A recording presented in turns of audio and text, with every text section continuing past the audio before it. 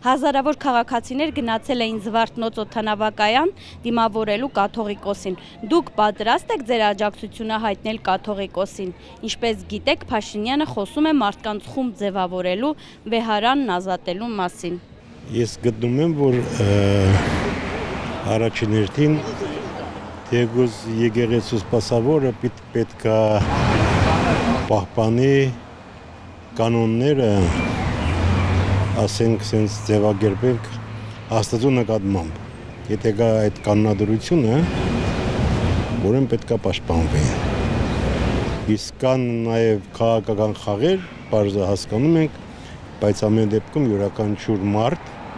որպես մարդ պատասխանատալի իր արարքների համար։ Այո, ոնց չէ, որտեղ մեր կաթողիկոսն է, ինչ անենք, հավատացել ենք, մենք Փաշինյանին աջակցենք,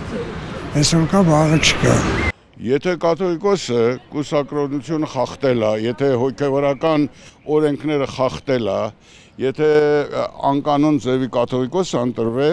այո, եթե կանոնավոր ձևի ընտրվե եւ լուրջ կաթողիկոս է եւ բիզնեսման չի եւ իբր հոգեորական ղեկավար է իր գործունեությունը անում, ոչ չի պիտի բանել։ Այս խնդիրները ժողովրդին բացի բաժանելուց ուրիշ գործ չի անում։ Ես եկեղեցուն աջակցում եմ, հոգեվորականներին աջակցում եմ, այն հոգեվորականներին, ովքեր որ իրոք հոգեվորական են համարվում։ Ինչի համար եմ ես ամեն ինչ ասում, ես իմ կարծիքն եմ ասում ամենայն հարգանքներով։ Բնականաբար մենք քրիստոնյա ազգ ենք, հա, մեր եկեղեցին, կրոնական մշակույթը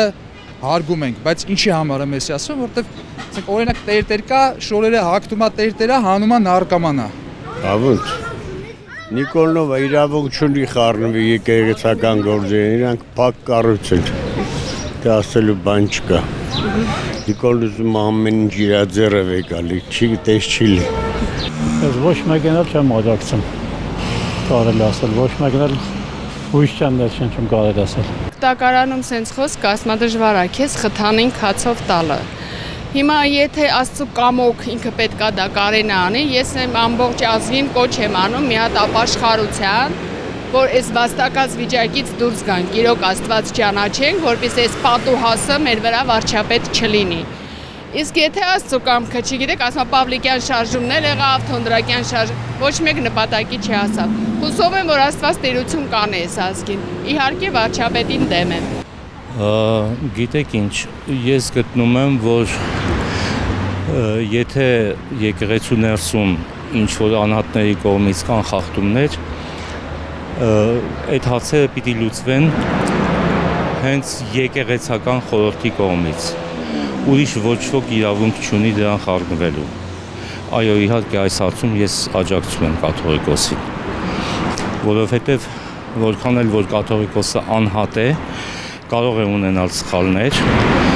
բայց նա ներկայացնում է մեր հայ առաքելական եկեղեցին, որը